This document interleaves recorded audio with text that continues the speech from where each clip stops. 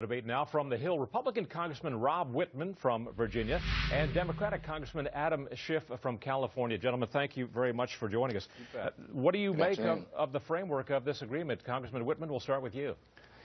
Well, I'm concerned. I'm highly skeptical of the framework. First of all, is we're relying on Bashar Assad to identify exactly where all these weapons are located.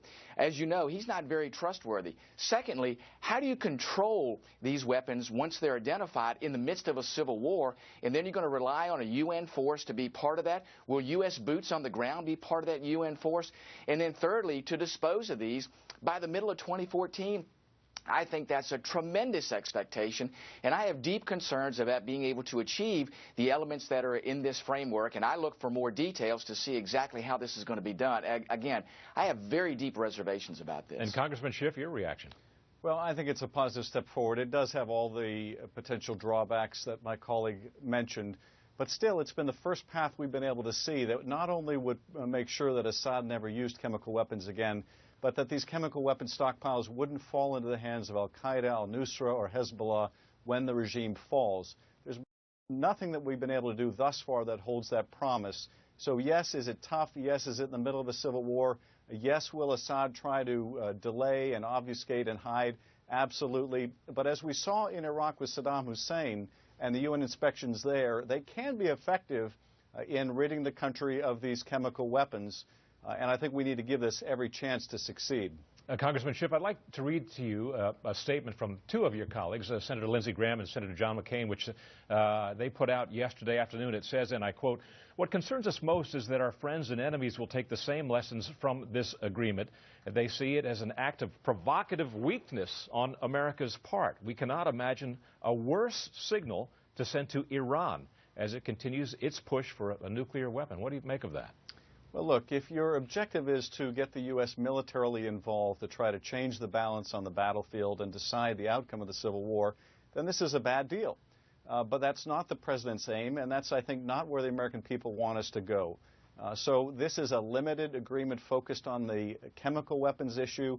Had we gone forward with a military strike, it would not have answered the question about what happens to those stockpiles when the regime falls. So I think that if your focus is on dealing with the chemical weapons, it's a good proposal, a tough one.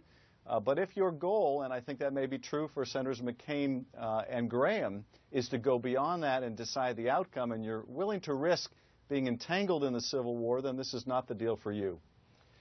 Congressman Wittman, aren't we already entangled in the Civil War, at least as it pertains to the broader outcome of any conflict in the Middle East and the propensity for it to spread further? Well, we are. Obviously, we're involved in this diplomatic effort. We would have been involved if military action were taken. What my concern is going forward is making sure, too, that this effort results in what it proposes to do, and that is to rid Syria of these chemical weapons and to make sure that they do not fall into the hands of other folks in the region that would use the weapons against other countries or against U.S. interest in that area. I think ultimately that's where we are. We have interest there. I want to make sure that we are at the forefront of protecting U.S. interest in that area, and that includes making sure that those impacts that might occur with how we are perceived by other countries are also taken into account. We need to be strong in how we deal with Iran in their development of nuclear weapons also as part of this continuing effort there in Syria. And Congressman Schiff, just 30 seconds or so left. While Mr. Putin was organizing all this, at the same time, or at least last week, he was sending a new batch of S-300 missiles, I think it's S-300, very sophisticated anti-aircraft missiles to Iran, and also offering his support for them to build another nuclear power plant. What do you make of that? Well, what I make of it is that our relationship with the Russians is not going to be based on trust. It's not going to be based on a perfect confluence of interests, but where we can find narrow agreement that suits both our interests and the Russians, as we have found here in ridding Syria of chemical weapons, we still need to pursue it, notwithstanding the fact we're going to vigorously oppose them on other issues. Congressman Schiff, Congressman Wittman, thank you both for your time. Let you get back to Sunday football now. Thank you. Thank you, Doug.